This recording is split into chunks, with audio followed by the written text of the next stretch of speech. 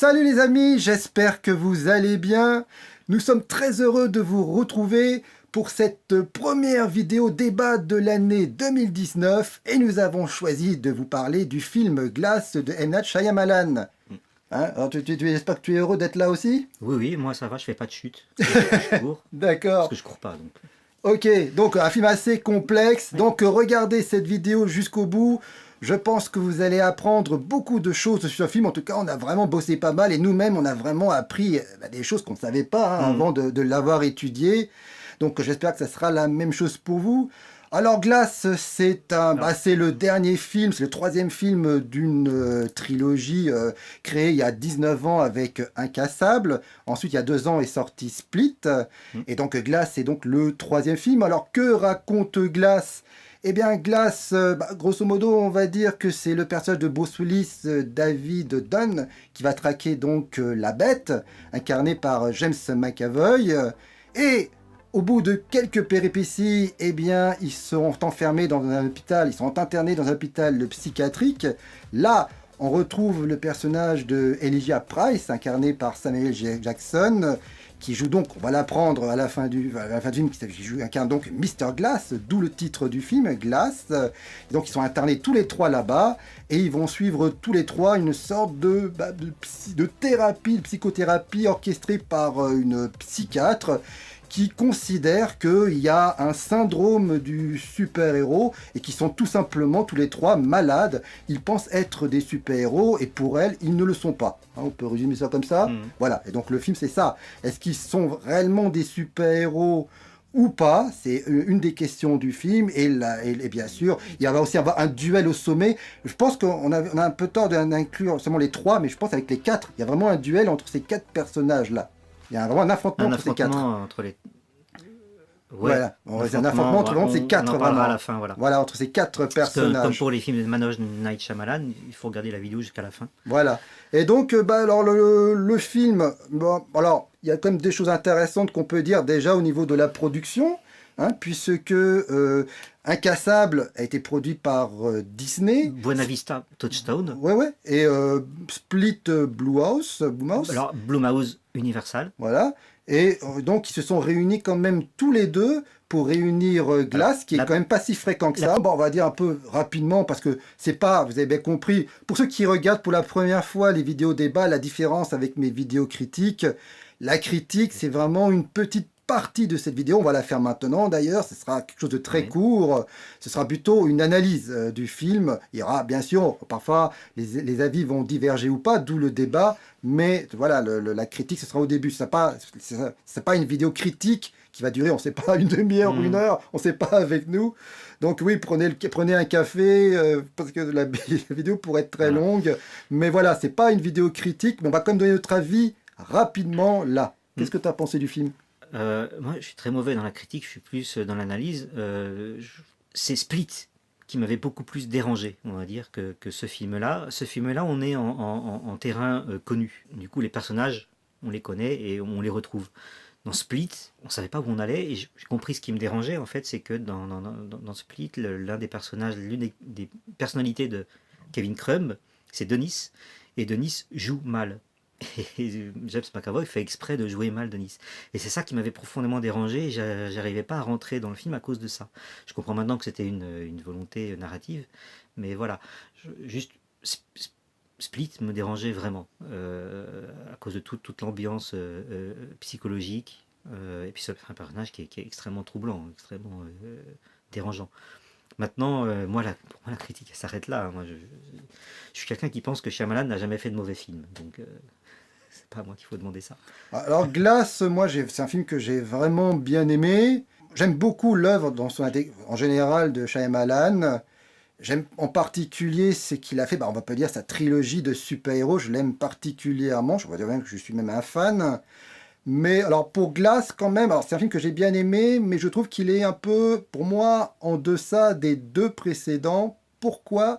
Je trouve qu'en termes d'écriture, je le trouve moins méticuleux que pour les précédents films, parce que chez Shyamalan, c'est vraiment une écriture méticuleuse, je dirais même maniaque du détail, et on va le voir dans l'analyse, il y a des choses incroyables à laquelle on ne peut pas y avoir pensé si on ne l'étudie pas. À la première vision, c'est vraiment, il y a des choses qui nous échappent, c'est certain.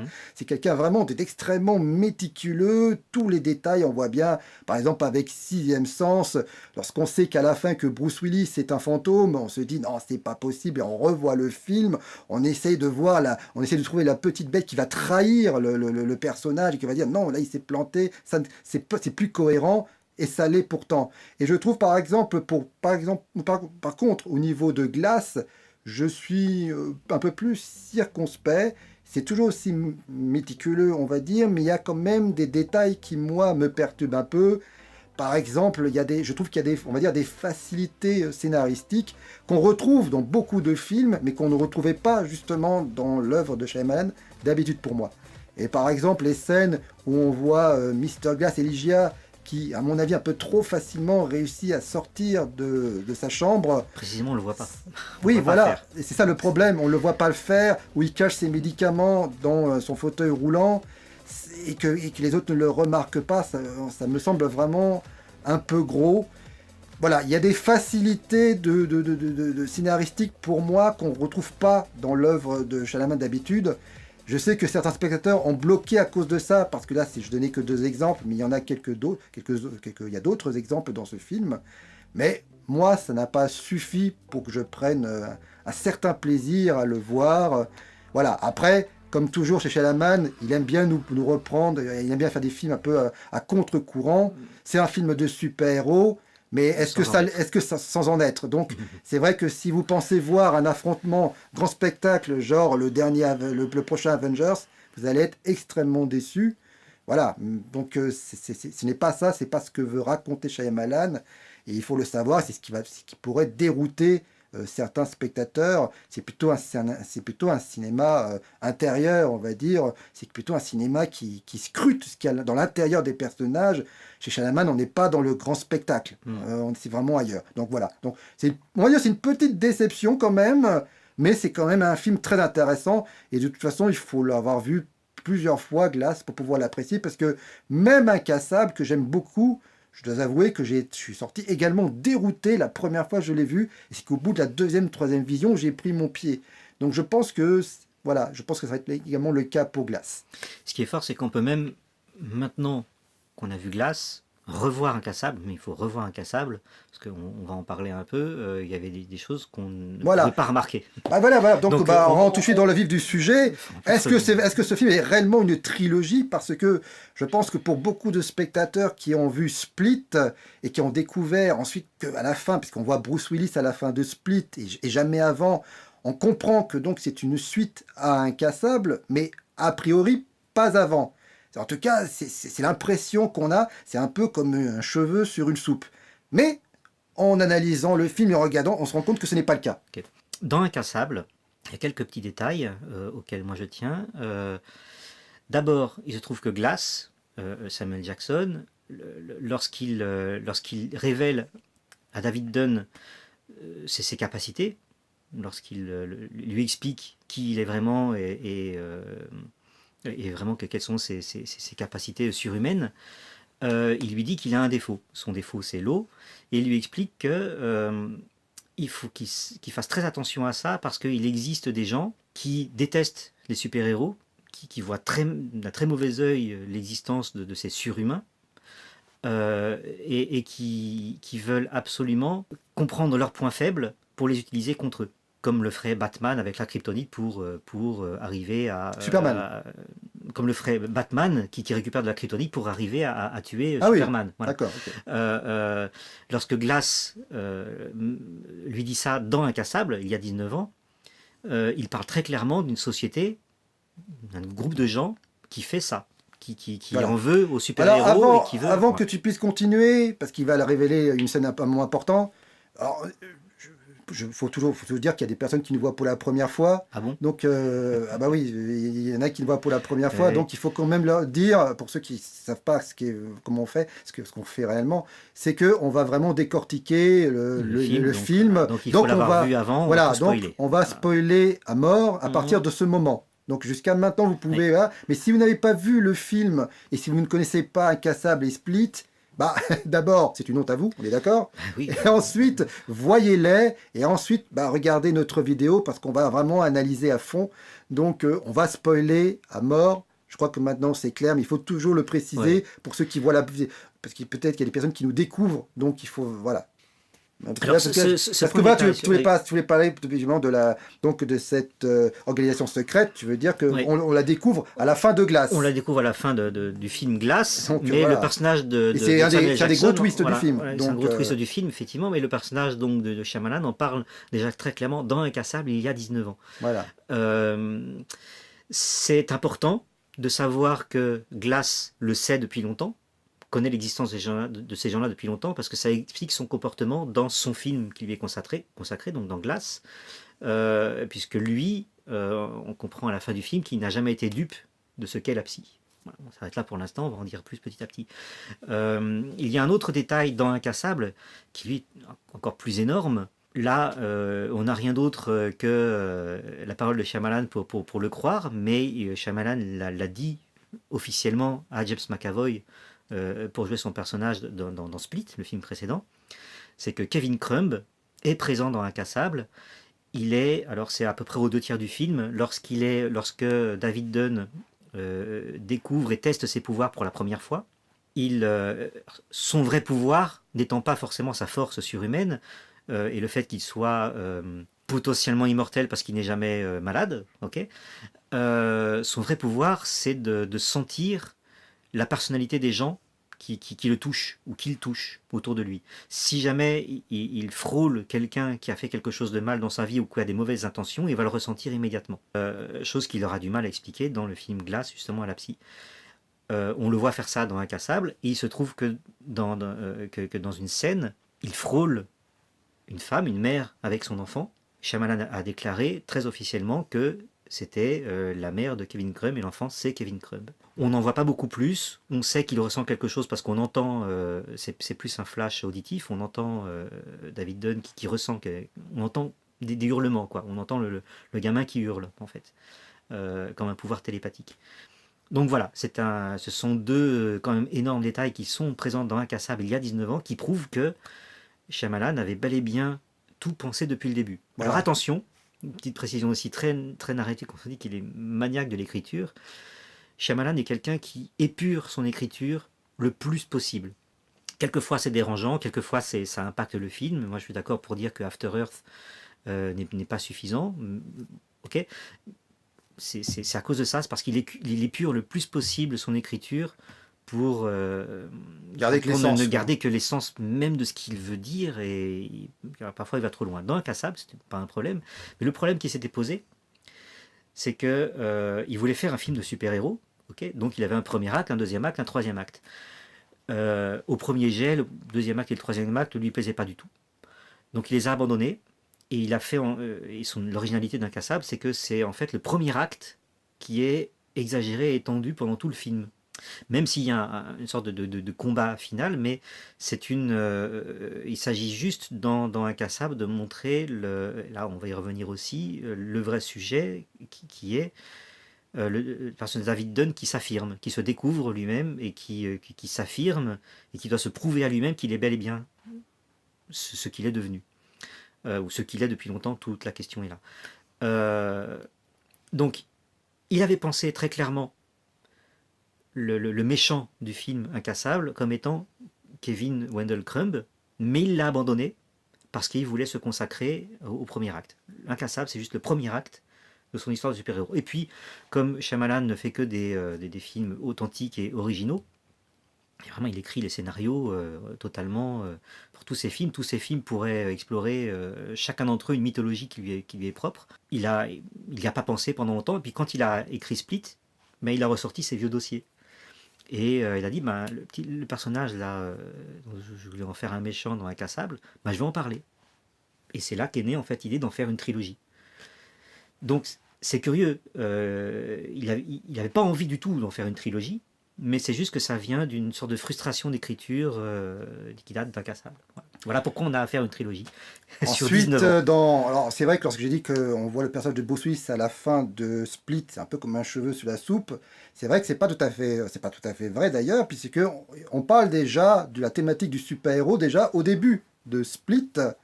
Il y a je crois même qu'il y a même le thème musical un peu d'Incassable qui est déjà, qu'on entend parfois dans le film bien avant la scène finale. Et par exemple, la psychologue parle déjà des gens qui sont des problèmes psychologiques ou qui ont un handicap, comme des gens hors normes, donc qui ont des pouvoirs qui sont un peu supérieurs. Donc voilà, la psychologue parle déjà, elle ne plonge jamais le mot de super-héros, mais elle parle d'hors normes. Donc Split, dès le départ, est vraiment dans la thématique du super-héros, des gens... Donc voilà, donc clairement, s'il y avait des doutes, il n'y a pas de doute, c'est bel et bien une trilogie pensée dès le départ. Donc maintenant on va parler, on va traiter des thèmes qui sont dans les 3 films, hein, mais bien sûr surtout dans Glass, et notamment de la foi et du trauma. Donc on sait que dans tous les films de Shyamalan, sans exception, les enfants, c'est eux qui révèlent non seulement le trauma de l'adulte, mais qui vont l'aider à s'en sortir. C'est elles qui vont mettre à la lumière ce que sont vraiment les adultes. Par exemple, dans Sixième Sens, c'est grâce au garçon qui va comprendre au fur et à mesure qu'il est un fantôme. Et dans Incassable, c'est l'enfant toujours qui, dès le départ, va lui faire comprendre à Bruce Willis qu'il a réellement des pouvoirs, qu'il est hors norme, qu'il est un super-héros. Ce que Bruce Willis, pendant une grande partie du film, réfute. Il dit non, je ne suis pas. Il se pose des questions, mais il ne les réfute pas. Jusqu'à la scène importante dans Incassable où l'enfant pointe un flingue vers son père. Il dit de toute façon, tu vas voir, tu vas pas mourir, je vais tirer. Voilà. Pareil, le personnage de Casey, joué par Anya Taylor-Joy, qui a un sacré pseudo, Anya Taylor-Joy, qu'on voit dans Split, et heureusement qu'on revoit, et je suis content, dans Glass. Elle a un petit rôle, mais vraiment extrêmement important. Mon goût, on la voit pas suffisamment, c'est un de mes regrets. On la voit dans Split. Mais voilà, voilà. Et donc, dans le film, c'est une adolescente, hein, et c'est elle aussi qui va révéler la bête et un peu l'aider dans son cheminement. Donc, toi, tu voulais parler un peu plus du trauma. Attention, elle est... à la fin du film, oui, c'est-à-dire qu'elle... Voilà. On va pas parler de Split, mais voilà, on va parler de dans Split, Anna Taylor-Joy, Casey est là pour réguler et gérer l'énorme problème que consiste Kevin Wendell Crumb. La bête est dangereuse. C'est elle qui, dès le départ, de toute façon, c'est elle qui a compris les différentes personnalités. Avant toutes les autres, parce qu'elle n'était pas la seule capturée par... Voilà, elle comprend très rapidement. C'est Barry, il me semble. Elle apprend comment parler suivant les personnages qu'elle voit. L'une des personnalités de Kevin Crumb kidnappe les gamines. Il me semble que c'est Barry. C'est compliqué. Oui, mais on va pas jusque-là. Hein. Et les gamines sont mises en danger par l'émergence petit à petit de la bête. C'était le sujet de Split. Dans Glass, elle est là pour... Comment on va dire? C'est un petit peu Natasha Romanoff et Hulk, en fait. Natasha Romanoff calme Hulk. C'est un petit peu ce qu'elle fait, ce que fait Casey face à Kevin Crumb lorsqu'il est Hulk la bête, ou Jekyll et Hyde, mais bon, on est plus dans les super-héros. Disons que moi je comprends surtout qu'elle l'aide à faire en sorte que la personnalité de Kevin, donc la vraie personnalité du personnage, remonte à la surface et qui reste Kevin. Et qu'il oublie les autres personnages. Dans le film, ils ont une... C'est pour ça qu'il meurt à la fin. Oui. Donc, il meurt en tant que Kevin Crumb. Il fallait faire ressortir Kevin Crumb. Il ne ressort plus. Il meurt en étant ce qu'il est à la naissance. Donc, ce qui est absolument terrible, parce que s'il était resté la bête, à la Hulk... il se prenait pas la balle. Voilà, oui. Ce qui est clair, parce que c'est pas juste une blague de dire ça, c'est que on nous le montre, Shyamalan nous le montre clairement. Là aussi, il faut avoir vu Split pour comprendre les 2 grosses blessures qu'il a lorsqu'il est torse nu. Donc dans l'affrontement final sur le parking, la bête, on va dire, donc il est torse nu et il a 2 énormes marques sur le torse et sur l'abdomen. Ce sont les 2 coups de feu qu'il se reçoit dans Split. Donc les balles n'ont pas pénétré du tout, parce qu'il est la bête et que ses muscles sont tellement développés qu'il n'y a plus rien qui le pénètre, comme Hulk, on va dire, ou comme Superman, mais c'est plutôt Hulk. Donc c'est un détail qu'on ne comprend que si on a vu Split. Mais ce qui est terrible à la fin, ça aussi on va y revenir, c'est que la balle qu'il se prend, il se la prend parce qu'il est redevenu Kevin Crumb. S'il était resté la bête, il ne se serait pas pris la balle, quoi. Le tour de force de James McAvoy est absolument énorme. Il s'est préparé pendant des semaines. Il méritait une nomination aux Oscars, c'est même incroyable qu'il n'a jamais été. Parce que c'est souvent des plans séquences. Hein. Ouais, c'est souvent des plans séquences. Et il fait émerger des personnalités totalement différentes que James McAvoy a travaillé en lui. Il a travaillé chacun des personnages pour les faire ressortir de manière totalement différente. Et souvent en plan séquence, c'est assez prodigieux. C'est ce qui m'avait beaucoup dérangé dans Split. Il y a une lutte dans ce film-là qui est exprimée.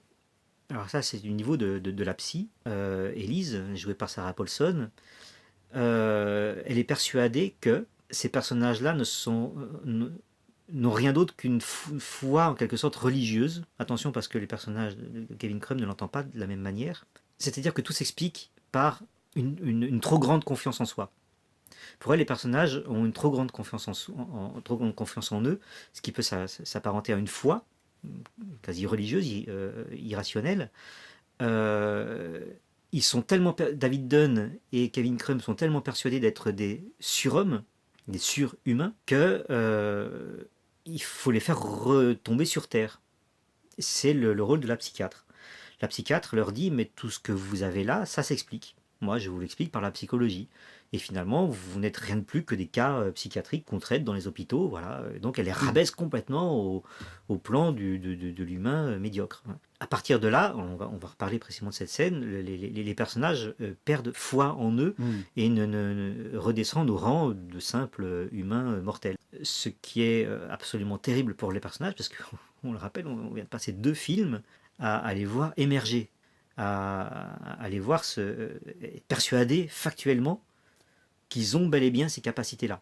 Encore une fois, David Dunn, son vrai pouvoir, c'est d'avoir des flashs qui révèlent ce que sont les gens. Le vrai pouvoir de Kevin Crumb, c'est de se transformer en bête indestructible. Ce que nie totalement et réfute totalement la psychiatre. On va parler maintenant de la vision cache à la main des super-héros. Comment Shyamalan exprime tout ça. Exprime tout ça. Voilà, en gros, c'est quoi pour lui les super-héros? Donc on va parler de Nietzsche et tout ça.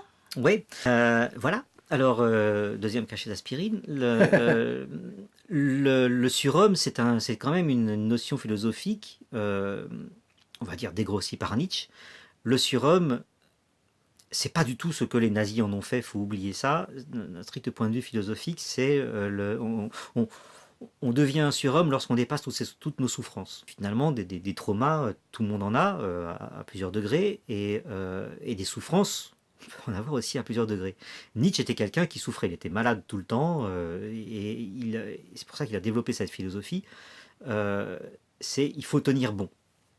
Le surhomme, c'est celui qui a tenu bon, au-delà de toutes les souffrances, qu'il a pu subir dans sa vie. Et il peut acquérir ce statut, mais intérieur, de surhomme, basiquement, il a pris les choses du bon côté et qu'il a réussi, malgré toutes ses souffrances, à rester digne et à rester digne dans sa tête. Voilà. Et pour Nietzsche, il acquiert le statut de surhomme, d'homme hors norme par rapport à ceux qui n'y arrivent pas, qui vont mal le vivre. Bon, le surhomme, c'est celui qui dépasse toutes ses souffrances. Ça, c'est le point de vue nietzschéen qui est, on va dire, récent. Ce que Glass dit, et on va dire la psy aussi, on garde ça pour la fin, c'est c'est quelque chose qui est là depuis 10 000 ans. Ça, on est complètement dans la thématique du personnage de Glass depuis Incassable. Quand il le dit, il y a des hiéroglyphes derrière lui lorsqu'il explique ça. C'est que pour Glass, de nos jours, les comics ne font rien d'autre qu'exprimer quelque chose qui est présent au cœur de l'humanité depuis longtemps. Donc les comics expriment quelque chose de réel. Ok. Comme il le dit, son exemple dans ce film-là, se dit dire par exemple, dans les fêtes foraines, avant, il y avait des Hercules qui étaient habillés avec leur slip par-dessus leur pantalon, c'est l'exemple qu'il donne, et qui étaient tellement forts qu'ils pouvaient tordre des barres de fer juste par leurs muscles. Bon, c'était des spectacles de fêtes foraines. Mais il appelle ça, ce qui est intéressant, il appelle ça des Hercules. Pour lui, l'origine des comics est là. C'est celui qui a créé Superman s'est inspiré de ça. Bon, c'est la thèse de Glass, hein, que ce soit vrai ou non, peu importe. Ce que ça veut dire derrière aussi, c'est que Hercule, c'est un demi-dieu. Et ça, c'est James McAvoy qui le dit, parce que dans son travail d'acteur, lui, au départ, James McAvoy n'est pas fan de comics, il ne connaît pas cet univers-là. Mais lui, ce qu'il a vu derrière, c'est l'existence des demi-dieux et des super-héros de la mythologie grecque. Hercule, Hector, Achille, ce sont des gens qui ont un pouvoir surhumain. Là, on n'est plus du tout dans le thème de la souffrance qui est dépassée. C'est vraiment, on a affaire à des humains qui ont des capacités, dans des capacités hors normes. Achille, c'était quelqu'un qui pouvait combattre sur un champ de bataille en évitant tous les coups. Hercule, c'est quelqu'un qui avait une force surhumaine. Bon, on est dans l'exploration des super-héros avec cette notion-là de mythologie grecque et mélangée avec la notion très concrète, là, cette fois-ci, et très réaliste de Nietzsche. Qui lui va au cœur de l'humain. Alors ce que dit Shyamalan, c'est intéressant aussi, c'est que lui, il sait très bien ce que c'est que les Marvels, il n'y a pas de problème. Lui, sur son analyse sur les comics, c'est qu'il y a les héros DC, qui sont des héros qui sont très proches des héros grecs, voire de la mythologie égyptienne, et les héros Marvel, pour lui, ils sont beaucoup plus humains, beaucoup plus ancrés dans la réalité. C'est ce que sont par exemple les 4 Fantastiques ou Spider-Man, sont très très ancrés dans la réalité. Ce que Shyamalan a fait avec sa trilogie-là, c'est qu'il a poussé un petit peu plus loin, en interrogeant complètement ça, et en le poussant, en les poussant dans ses retranchements, et en l'amenant sur le chemin de la psychiatrie, en fait. Finalement, ces super-héros, c'est ce que dit Glass, ce qui est dit dans Glass, par la psy, Élise, tout ce que vous êtes ne s'explique que par des traumas psychologiques que vous avez complètement exagérés et complètement fantasmés. Et là, c'est là qu'il y a la réponse compliquée de Glass. Lui, il y répond en disant... En gros, oui, et alors? C'est-à-dire que, est-ce que ces personnages-là, David Dunn ou Kevin Crumb, est-ce qu'ils sont la résurgence intérieure? Comment on va dire ça? Est-ce que c'est l'inné ou de l'acquis? Voilà. Est-ce qu'ils sont comme ça depuis le début, et qu'ils sont nés comme ça? Si c'est le cas, alors Elijah Price, il faut rappeler que c'est un prénom biblique. Elijah, dans la Bible, c'est celui qui prépare, hein, pas qui annonce, mais celui qui prépare l'arrivée du fils de David comme étant le sauveur. C'est exactement ce que fait Elijah Price. Mais là on est dans l'expression d'un super-héros qui est né comme ça, en tant que super-héros, en tant que sauveur super-héros. Ce qu'est ou prétend être David Dunn. Et ce que prétend être aussi la bête pour Kevin Crumb. La bête, c'est le sauveur de Kevin Crumb. Ou alors, est-ce que finalement, tout ça n'est rien d'autre qui va être ressenti comme des traumas par les personnages, qui sont complètement fantasmés, et fantasmés au point que le physique le ressente. Est-ce que le physique est complètement influencé par le mental, ou est-ce que c'est le mental qui est complètement influencé par le physique? Le physique étant ce qu'on a de manière complètement innée dès le départ. C'est la question que pose le film, en fait. Alors donc voilà, pour le but de Shyamalan, c'est de parler des super-héros dans un contexte très réaliste, hein, parce que pour Shyamalan, les personnes handicapées sont quelque part des super-héros, puisque pour pallier à leur handicap, ils vont devoir aiguiser leurs autres sens, et souvent à ce moment-là, ils se retrouvent, quelqu'un qui est aveugle va souvent aiguiser les sens de l'ouïe, et son ouïe sera plus développé que l'ouïe de quelqu'un qui voit. Donc Daredevil, oui, mais bon, voilà. Donc là, il met ça dans un contexte vraiment réaliste. Donc, il faut dire ce qu'il est. Voilà, Shyamalan croit aux super-héros dans ce sens-là. Donc, on va avancer. Donc, on va parler maintenant des hommages à comics, c'est notamment à X-Men, parce que voilà. Même si le film, c'est ça qui est bien, à chaque fois sur les mêmes idées. Voilà, même si le film est ancré dans la réalité, Shyamalan n'oublie pas rendre hommage aux comics. Par exemple, le personnage de l'enfant et de Bruce Willis dans Glass, qui est bien sûr adulte maintenant, il aide Bruce Willis dans ses missions. Pour moi, ça fait référence à Batman et au majordome Alfred, qui l'aide dans les missions, justement via des écouteurs et des choses comme ça. Donc pour moi, c'est clairement référence à ça. Tu voulais parler des X-Men et les Sentinelles? Il y a ça dans Flash aussi. Hein. Le Flash est aidé par tous ceux qui sont dans Starlab. Ça, c'est quelque chose de classique du super-héros. Classique que ce soit dans Marvel ou DC. Maintenant, le personnage de la psy, enfin alors à chaque fois on revient sur elle. Hein. Oui, mais ça va peut-être parler de. Elle, justement, couleurs, c'est une, si la, ouais, faut le dire maintenant carrément. C'est-à-dire que la psy finalement, elle est là. Ce que ressent Glass depuis le début, et c'est pour ça qu'il est dans un état catatonique, c'est qu'il cache complètement son jeu depuis le début. C'est que il avait bien senti que cette psychiatre, c'est un imposteur en fait. Alors dans le strict thème que là on développe dans cette partie-là, c'est que cette psy, ce qu'elle évoque, c'est dans X-Men de réactions envers les mutants que sont les sentinelles qu'on voit dans le film Days of Future Past, hein, par exemple, ou clairement dans la série The Gifted en fait. On voit les sentinelles qui sont inventées par Trask et qui sont envoyées pour traquer, chasser, tuer tous les mutants qui existent. Mais précisément, il y a quelque chose de plus précis encore dans les comics, c'est les Friends of Humanity. Friends of Humanity. Qui est une faction qui est là aussi pour traquer les mutants. Exactement comme là, on a affaire à une congrégation là qui se nomme même Friends of Humanity, donc les amis de l'humanité contre les mutants qui ne sont pas des humains. On est au cœur de la thématique de X-Men là, plus que dans d'autres. Et d'ailleurs, le personnage de Glass ressemble beaucoup au personnage Xavier dans les X-Men. C'est d'ailleurs Xavier, c'est lui qui retrouve les mutants, c'est lui qui montre au grand jour. C'est lui qui montre, qui développe les mutants, qui les révèle ce qu'ils sont. Donc voilà, on est aussi dans la thématique de Shyamalan avec ça. Xavier, fauteuil roulant. Donc bref, voilà, c'est vraiment une référence très claire. À ce moment-là, une autre référence qui est un peu moins claire, qui est plus ardue, c'est la manière dont David Dunn est costumé. Il a son trench coat pour se protéger de l'eau, hein, de la pluie. C'est un trench coat vert, ample, et l'inspiration là c'est The Spectre. D'accord. Un vieux personnage d'essai, il me semble que c'est d'essai, The Spectre, je suis pas sûr. Bon, c'est un vieux personnage de Spectre qui était habillé exactement comme ça. Voilà. D'accord. Donc là c'est une référence aussi très claire, mais alors il faut connaître Spectre. Alors justement, habile transition. Maintenant on va parler maintenant couleurs. Des couleurs. Des couleurs, c'est quelque chose de très important dans cette fameuse trilogie. Notamment donc le vert, et donc c'est une couleur importante. Lorsqu'il y a le vert, c'est donc elle représente Bruce Willis, qui représente donc le vert, c'est la vie. Ouais. Et le personnage, le héros David Dunn symbolise, c'est le protecteur de la vie. Oui. Le violet, c'est plutôt, c'est pour la couleur, c'est pour Elijah, donc Glass, qui est une couleur plutôt majestueuse.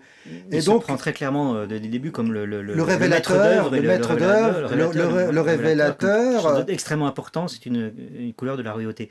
Plus compliqué, ça je dois avouer que là il fallait creuser, là c'est quand même plus compliqué sans que Shyamalan le dise. C'est dans Split, lorsqu'on voit le film, c'est très jaune.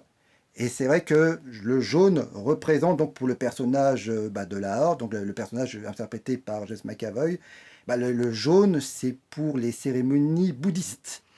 Parce que la bête, pour Shyamalan, la bête, donc la Horde, la bête symboliserait, c'est donc l'apôtre des personnes qui souffrent. Et donc pour lui, c'est donc symbolisé par le jaune. Shyamalan parle clairement d'un évangéliste. Hein. La bête, c'est une sorte d'évangéliste. Alors pourquoi? Et là, on revient très clairement à la thématique de Nietzsche. Ce sont les broyés. Là, on est dans Split et dans Glass, ce qu'est le personnage de Kevin. Alors, la personnalité de Kevin Crumb qui est la bête, ou la Horde. La bête est une sorte d'évangéliste ultime, ultra violent, qui est là pour révéler l'importance des gens qui sont broyés. Les gens qui sont broyés, dans la thématique purement nietzschéenne, ce sont les purs. Voilà. Les purs, ce ne sont pas ceux qui n'ont rien subi, qui n'ont jamais subi quoi que ce soit. Au contraire, pour la bête, ceux qui arrivent au statut de pur, d'homme pur, ce sont des gens qui ont été tellement broyés qu'ils en deviennent quelque chose de purement surhumain. Voilà. C'est ce que les autres personnages veulent combattre, parce que lui, ses méthodes sont extrêmement violentes. On est complètement aussi donc, dans la trilogie de Shyamalan, puisque les broyés, c'est unbreakable en anglais. C'est incassable. Il se trouve que David Dunn n'a jamais rien subi de tel. Pour lui, pour la Horde, pour la bête, c'est un impur qu'il faut absolument briser. Donc on est dans la némésis très claire, et totale et purement, du coup, dans les relations entre David Dunn et Kevin Crumb. Petit détail amusant aussi, qui est une référence très claire aussi à tous les comics, David Dunn, Kevin Crumb, il y a une allitération, exactement comme pour Clark Kent ou Lex Luthor. C'est la même lettre, le même phonème pour le nom et le prénom. On voit bien aussi que Shyamalan est vraiment un maniaque de la compréhension de ce que c'est qu'un comics, au plus profond des choses. Et donc, ensuite, on arrive bientôt aux roses. Alors là, c'est parce que c'est dans une scène capitale, c'est même la scène la plus importante du film Glass. C'est la scène vraiment où quasiment tout est expliqué dans le film. Et donc, c'est une scène qu'on voit d'ailleurs dans la bande-annonce. On retrouve donc les 4 personnages, donc les 3 super-héros et la psy. En Ils face. sont réunis dans une pièce parce que la psy veut les confronter et leur expliquer qu'ils ne sont pas des super-héros et qu'ils se trompent. Et dans cette pièce est rose. Et donc pour Shyamalan, le rose, c'est donc du rouge qui est dilué dans du blanc. Et pour Shyamalan, ça symbolise le fait que là, on sort de l'univers du comics. Pour lui, les comics, c'est plutôt des couleurs plutôt un peu criardes, un peu plus fluo. Et donc là, avec le rose, on sort du comics pour aller dans le réalisme. C'est comme ça qu'il symbolise, puisque dans cette scène-là, c'est justement ça dont il est question. On est dans la réalité, et qu'eux, ils se trompent, voilà, elle pense, la psy, qu'ils sont trop plongés dans l'univers du comics, qu'ils sont obsédés, et qu'ils se trompent, qu'ils sont malades. Et donc, très important. Alors, c'est là que cette scène interroge énormément, parce que donc oui, effectivement, on a affaire des couleurs saturées depuis Incassable, pour exprimer les capacités de David Dunn, par exemple. Ce que fait la psychiatre dans cette scène, c'est qu'elle les rabaisse, comme j'ai déjà dit, au rang d'humains, alors qu'ils se prennent pour des surhumains, elle les rabaisse au rang d'humains, en leur expliquant factuellement que tout ce qu'ils sont, en fait, finalement, c'est de l'ordre du rationnel et du possible. Ce qu'elle échoue complètement à faire, et qui est une des révélations finales, c'est une faute professionnelle de la part d'un psychiatre, c'est de comprendre quel est le monde réel intérieur, d'avoir de l'empathie finalement pour le monde intérieur de chacun des 3 personnages, dans cette psychothérapie de groupe. Et là on est dans un grand thème de l'antipsychiatrie des années 70, c'est que les psychiatres échouent à comprendre le monde qu'incarne chacun de leurs patients. Et vont donc avoir tendance à vouloir absolument les mettre dans des cadres préétablis par la psychiatrie. Et ce que les antipsychiatres reprochent aux psys, c'est d'inventer des problèmes là où il n'y en a pas. C'est-à-dire vous avez besoin d'inventer des traumatismes là où il n'y en a absolument pas pour satisfaire votre cadre thérapeutique. Là, on est à fond dans ce qu'exprime cette scène-là, dans cette pièce rose. C'est que ce qu'elle ne voit pas, c'est quelles sont les origines réelles de ces traumatismes.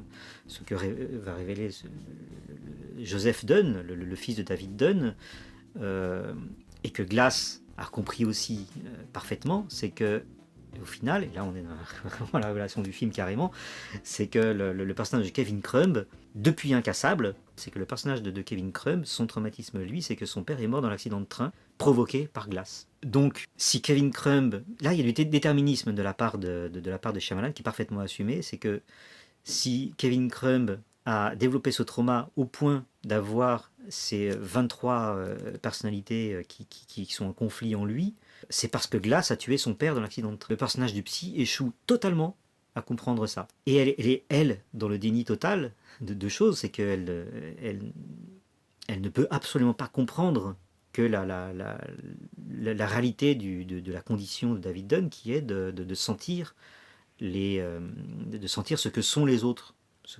autour de lui. Elle l'explique en disant finalement c'est comme n'importe quel mentaliste qui va capter n'importe quel comportement minime. Oui, sauf que David Dunn, lui, il va beaucoup plus loin, il peut repérer dans une foule, mais ça elle ne le sait pas, la psy, mais elle échoue complètement là-dedans. Et elle ignore complètement le fait que l'une des personnalités de Kevin Crumb a un diabète qui est réel. L'une des personnalités de Kevin Crumb, c'est la bête, et la bête peut arrêter les balles. Voilà. La psy est dans cette scène, enfin pour moi je l'ai ressenti comme ça tout de suite, elle est complètement dans le déni. On est vraiment dans la critique de la psychiatrie telle qu'elle avait été faite dans les années 70. Et tout ça est voulu par Shyamalan. Tout ça est voulu par Shyamalan, mais on peut dire aussi, c'est clairement, on le comprend surtout dans cette scène-là, la psy est en quelque sorte Shyamalan. C'est quand même Shyamalan qui à ce moment-là réfléchit sur son sujet. La Parce qu'il psy, faut savoir que Glass n'est pas un film de super-héros. C'est un film vraiment sur les super-héros. Et surtout, c'est un questionnement. Qu'est-ce qu'un super-héros? Et je pense même qu'il veut parler dans son œuvre, mais même en règle générale. Mais on dira plutôt, on va en parler un peu plus vers la fin.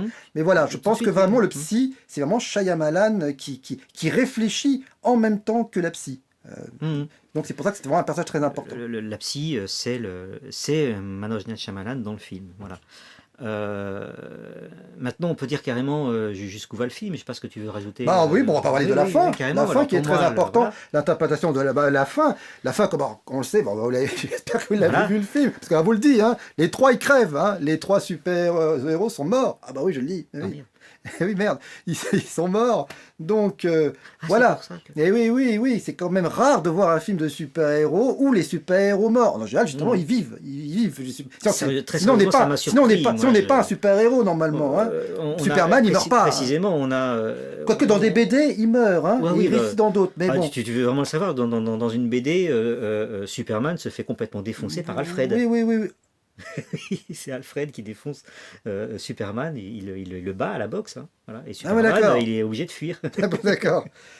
Donc ça va jusque là. Alors pour moi, donc après, vous avez compris, il y a différentes interprétations pour ce film. Donc les trois super-héros meurent et pour moi, ça signifie que Shyamalan souhaite. On va jamais arriver avec ce nom-là. M. Night Shyamalan. Voilà. C'est une critique pour moi ce film quelque part. Pour moi il tue ses propres super-héros, c'est-à-dire les super-héros dits réalistes. Il tue ce qu'il a, à mon avis, ce qu'il a créé, parce que ce que dit ensuite à la fin du film, où un des personnages secondaires, donc la mère de Elijah, elle dit qu'à la fin nous vivons, puisque les super-héros sont révélés à travers les multimédias, donc à travers le monde, donc la mère d'Elijah dit maintenant nous rentrons dans un nouvel ère et la caméra a monté. Donc pour moi ce que cela signifie, c'est que nous sommes dans un ère où peut-être, après on n'était pas d'accord avec ça, mais je pense que Shyamalan pense que quelque part on a un peu trahi un peu la mythologie je pense qu'il est un peu critique, il est peut-être même amer, je ne sais pas. En tout cas, j'ai l'impression qu'il critique un peu le genre qui est devenu aujourd'hui, notamment le MCU. Et donc, il dit que voilà, sa vision à lui des super-héros est morte. Et maintenant, nous rentrons dans un nouvel ère, l'ère que nous connaissons, c'est-à-dire le MCU que nous voyons actuellement. Alors, j'ai une autre interprétation de ça, ok. Donc, toute cette scène finale, et là, moi, ce que j'ai envie de dire là-dessus, c'est que ce qu'on nous montre à la fin, dans cet affrontement qui se trouve sur le parking, et non pas du tout sur la tour Osaka, qui était une fausse piste entièrement voulue par Glass. Attention, parce que c'est la raison pour laquelle ce film est consacré à Glass, c'est que c'est bel et bien lui, c'est ce qu'on comprend qu'à la fin du film, c'est bien lui qui est le maître d'œuvre de tout qui s'est passé depuis le début. Et on se rend compte comme ça d'ailleurs que chaque film, c'est un personnage qui est mis en valeur. Chaque film, voilà, exactement. Ce qui est très fort parce que Glass ne parle pas pendant une bonne moitié du film. Il dit pas un seul mot pendant. On l'a pas vu venir. Hein. Voilà, on l'a pas vu. C'est exactement ça. C'est la force de Shyamalan, c'est qu'on ne le voit pas venir là, ce qu'il fait.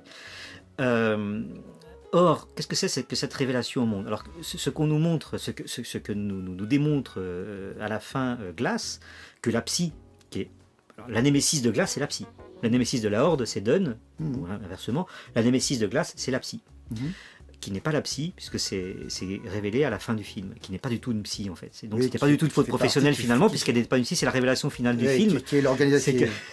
Visiblement, je pense même que c'est pas la directrice, la chef de l'organisation secrète. Je sais pas. On en a l'impression. J'ai vu ça comme si elle était la. Bon, on s'est pas dit, hein, mais c'est l'impression qu'on a. Donc c'était pas du tout de faute professionnelle, ça c'est très fort. C'était parfaitement voulu. Je veux dire, elle faisait. On a affaire à quelqu'un avec la psy qui sait très bien à qui elle a affaire face à elle, mais dont le but très vicieux est de les rabaisser complètement au rang humain pour détruire leur volonté d'être des super-héros. Ce qu'elle dit à la fin du film, c'est qu'elle est persuadée que c'est la meilleure méthode pour éradiquer les super-héros plutôt que d'être violent envers eux. Bon, ce qui est quand même contredit avec cette scène d'action finale sur le parking, puisque elle les tue. C'est elle qui donne l'ordre aux policiers, donc aux sentinelles ou aux Friends of Humanity, de les tuer. Donc le rôle finalement très déterministe de Cassie, c'est comme Natasha le fait avec Hulk, de rabaisser la bête à Kevin Crumb, Une fois que Kevin Crumb est redevenu Kevin Crumb, bah, il se prend une balle en plein thorax et c'est ce qui le tue. Très belle scène parce qu'il meurt en tant que Kevin Crumb, enfin. Elijah Price, c'est intéressant, c'est la bête qui le tue parce que c'est à ce moment-là qu'il a une révélation, un petit peu comme dans Captain America Civil War. C'est que finalement, c'est à cause de Glass, c'est Glass qui a tué son père. Voilà. C'est Glass qui a tué son père, ce qui fait que la Horde se retourne contre Glass et puis il le tape. Et Glass, ses os sont en verre. Hein. Il meurt de ses multiples coupures, d'hémorragie interne et tout, sous les yeux de sa mère. C'est aussi une scène très forte. Et l'autre est carrément noyé dans une flaque d'eau par la psy qui est présente, qui est là vraiment pour les tuer. Qui sont point faible en plus. Voilà. L'eau, voilà. Oui, il meurt dans une flaque d'eau. Voilà. Okay. Il meurt dans une flaque d'eau. Et bien pour moi, finalement, qu'est-ce qu'on voit là dans ces scènes qui sont révélées au monde? C'est la psy qui a raison finalement. La psy qui n'est pas une psy, c'est elle qui a raison. Ce qu'ils font n'a absolument rien d'extraordinaire. Ils ne sont pas en train de contredire la nature gravitationnelle terrestre. C'est-à-dire que Kevin Crumb ne vole pas. David Dunn, c'est un haltérophile, quoi. C'est quelqu'un de super entraîné. Il fait comme les Hercules qui ont bel et bien existé dans les fêtes foraines et qui tordaient les barres de fer. On le voit faire ça.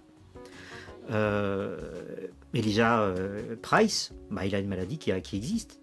Ce qu'on voit à la fin sur le parking, on voit aussi donc Kevin Crumb, donc James McAvoy, si c'est bien lui, c'est pas un doubleur, qui court à quatre pattes. Bon, il y a des humains qui savent faire ça. Finalement, c'est ça qu'on voit à la fin. Cette psy, ça donne raison à la psy finalement, la fausse psy. D'accord. Bon. Pour moi, la fin, c'est elle qui a raison. Mais qu'est-ce qu'on voit d'autre en réalité?